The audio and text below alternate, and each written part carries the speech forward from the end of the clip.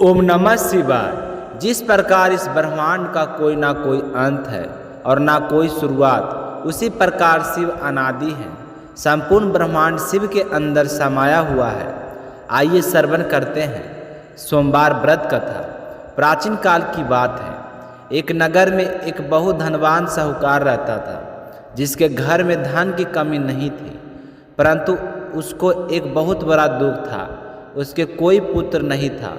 वह बहुत ही चिंता में दिन रात लगा रहता था। वह पुत्र की कामना के लिए प्रत्येक सोमवार को शिव जी का व्रत और पूजन किया करता था तथा संध्या काल को शिव मंदिर में जाकर शिव जी के सामने दीपक जलाया करता था।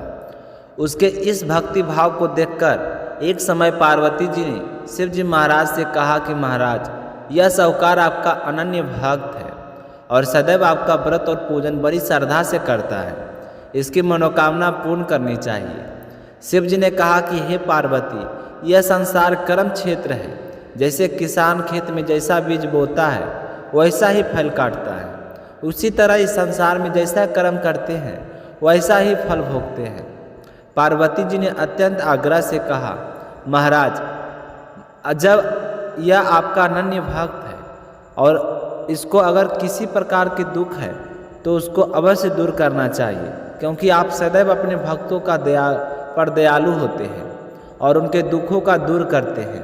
यदि आप ऐसा नहीं करेंगे तो मनुष्य आपकी सेवा तथा व्रत क्यों करेंगे।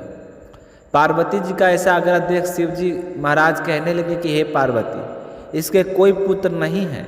इसी चिंता में यह अति दुखी रहता है। इसके भाग में पुत्र न होने पर भी इसको मैं पुत्र प्राप्ति का वर देता हूँ, परंतु यह पुत्र केवल 12 वर्ष तक जीवित रहेगा। इसके पश्चात वह मृत्यु को प्राप्त हो जाएगा। इससे अधिक मैं इसके लिए कुछ नहीं कर सकता हूँ। यह सब बातें साहूकार सुन रहा था। इससे उसको ना कुछ सब प्रसन्नता हुई और ना ही कुछ दुख हुआ। वह पहले जैसा ही शिव जी महाराज का व्रत और पूजन करता रहा। कुछ काल व्यतीत जाने पर साहूकार की स्त्री गर्भवती हुई और उसे 10वें महीने उसके गर्भ में अति सुंदर पुत्र की प्राप्ति हुई। साहूकार के घर में बहुत ही खुशी मनाई गई, परंतु साहूकार ने उसकी केवल 12 वर्षों की आयु जानकर अधिक प्रसन्नता प्रकट ना की और ना ही किसी को भेद की बताया। जब वह बालक 11 वर्ष का हुआ तो उस बालक की माता ने उसके पिता से विवाह आदि के लिए कहा, तो साहूकार कहने लगे कि अभी मैं इसका विवाह नहीं करूँगा, अपने पुत्र को काशी पढ़ने के लिए भेजूंगा। फिर साहूकार ने अपने साले अर्थात बालक के मामा को बुला के उसके बहुत धन देकर कहा, तुम मेरे बालक को काशी पढ़ने के लिए ले जाओ और रास्ते में जिस स्थान पर भी जाओ यज्ञ तथा ब्राह्मणों को भोजन कराते जाओ।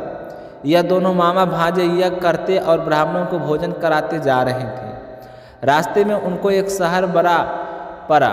उस शहर में राजा की कन्या का विवाह हो रहा था।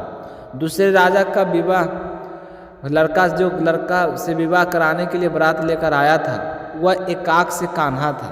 उसके माता पिता को इस बात को लेकर बड़ी चिंता थी कि कहीं वर देखकर कन्या के माता पिता विवाह से किसी प्रकार की अड़चन पैदा ना कर दे। इस कारण जब उसने अति सुंदर सेठ के लड़के को देखा तो मन में विचार किया कि क्यों ना दरवाजे के समय इस लड़के के से वर का काम करवाया जाए।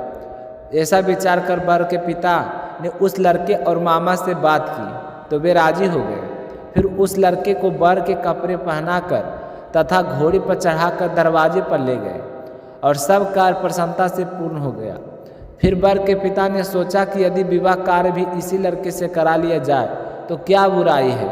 ऐसा विचार करके लड़के और उसके मामा से कहा, यदि आप फेरों का काम और कन्यादान के काम को भी करा दे तो आपकी बड़ी कृपया होगी और मैं इसके बदले में आपको बहुत कुछ धन दूंगा।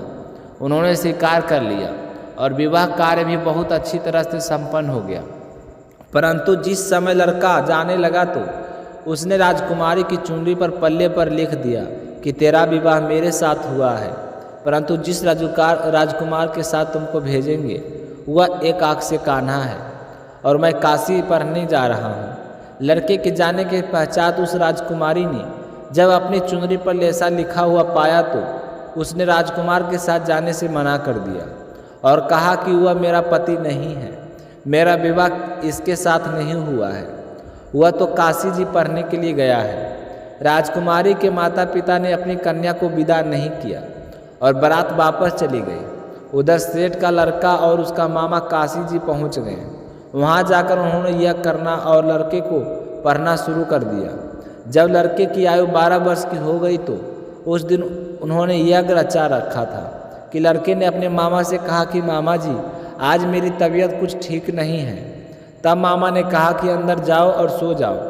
लड़का अंदर जाकर सो गया और थोड़ी देर के उसके प्राण निकल गए। जब उसके मामा ने आकर देखा कि वह मुर्दा पड़ा है तो उसको बड़ा ही दुख हुआ और उसने सोचा कि अगर मैं अभी रोना पीटना मचा दूंगा तो यज्ञ का कार्य अधूरा रह जाएगा। अतः उसने जल्दी से यज्ञ का कार्य समाप्त कर ब्राह्मणों के जाने के बाद रोना पीटना प्रारंभ किया। संजोग बस उसी समय शिव पार्वती जी उधर से जा रहे थे। जब उन्होंने जोर से रोने की आवाज़ सुनी तो पार्वती जी कहने लगी कि महाराज, कोई दुखिया रो रहा है, उसके कष्ट को दूर कीजिए। जब शिव पार्वती ने पास जाकर देखा तो वह एक लड़का मुर्दा पड़ा था। पार्वती जी कहने लगी, महाराज, यह तो उसी सेठ का लड़का है जो आपके वरदान से हुआ था। हे महाराज, इस बालक को और आयु दीजिए, नहीं तो इसके माता पिता तड़प तड़प कर मर जाएंगे। पार्वती जी के बार बार आग्रह करने पर शिव जी ने उसको जीवन वरदान दिया और शिव जी महाराज की कृपा से लड़का जीवित हो गया। शिव जी और माता पार्वती जी कैलाश पर्वत पर चले गए। तब वह लड़का और मामा उसी प्रकार यह करते तथा ब्राह्मणों को भोजन कराते हुए अपने घर की ओर चल पड़े। रास्ते में उसी शहर आए जहाँ पर उसका विवाह हुआ था। वहाँ पर आकर उन्होंने यज्ञ आरंभ कर दिया तो उस लड़के ने ससुर ने उसको पहचान लिया और अपने महल में ले जाकर उसकी खबरी खातिर किए। साथ में बहुत से दास दासियों सहित आदरपूर्वक लड़की और जमाई को विदा किया।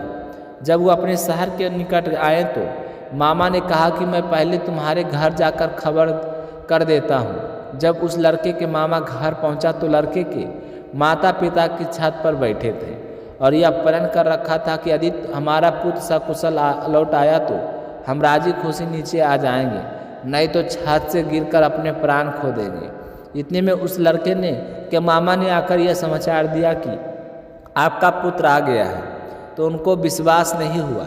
तब उसके मामा ने शपथ पूर्वक कहा कि आपका पुत्र अपनी स्त्री के साथ बहुत सारा धन लेकर आया है।